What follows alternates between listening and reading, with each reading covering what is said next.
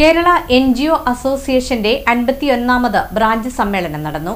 Kerala NGO association 51ാമത് branch സമ്മേളനം Congress Kodungallur block president Sabu ES ഉദ്ഘാടനം ചെയ്തു.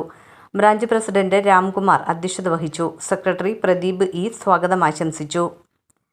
KGOU മുൻ സംസ്ഥാന ജനറൽ സെക്രട്ടറി VM ഷൈൻ മുഖ്യപ്രഭാഷണം നടത്തി. തുടർന്ന് നടന്ന പ്രതിനിധി സമ്മേളനം NGO ജില്ലാ പ്രസിഡന്റ് സന്തോഷ് തോമസ് ഉദ്ഘാടനം ചെയ്തു. NGO ജില്ലാ സെക്രട്ടറി യൂനിസ്, എറിയാട് ഗ്രാമപഞ്ചായത്ത് member Sajeevan, DCC member Kamaruddin, KSSPA ജില്ലാ കമ്മിറ്റി അംഗം ഷെരീഫ് എന്നിവർ സംസാരിച്ചു. പുതിയ ബ്രാഞ്ച് സെക്രട്ടറിയായി പ്രതീഷിനെ തിരഞ്ഞെടുത്തു. ബ്രാഞ്ച് സെക്രട്ടറി നസീമ നന്ദി രേഖപ്പെടുത്തി. കേരളത്തിലെ ഒരു ചരിത്രത്തിലെ ആദ്യത്തെ ഒരു തുടർഭരണം ഉണ്ടായിരുന്നു. കേരളത്തിലെ തുടർഭരണം ആദ്യമൊന്നല്ല.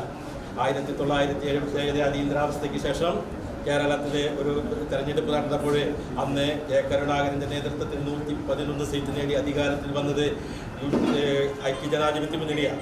അങ്ങനെ മുൻപൊരു ചരിത്രമുണ്ട്. പക്ഷേ അത് 7 വർഷം ആ കേരളത്തെ ഭരിച്ച അച്യുതമേനോൻ എന്ന് പറയുന്ന മുഖ്യമന്ത്രിക്ക് ശേഷം പിന്നീട് വന്നത് കരുണാകരനായിരുന്നു എന്നുള്ള വ്യത്യാസം മാത്രമേ ഉള്ളൂ. പിണറായി എന്ന് പറയുന്ന ഒരൊറ്റ വ്യക്തി തുടർച്ചയായിട്ട് ഭരണ തുടർച്ചയ്ക്ക് അവസരം വന്നത് 2021 എന്ന് മാത്രമേ നമ്മൾ ഉദ്ദേശിക്കുന്നത്.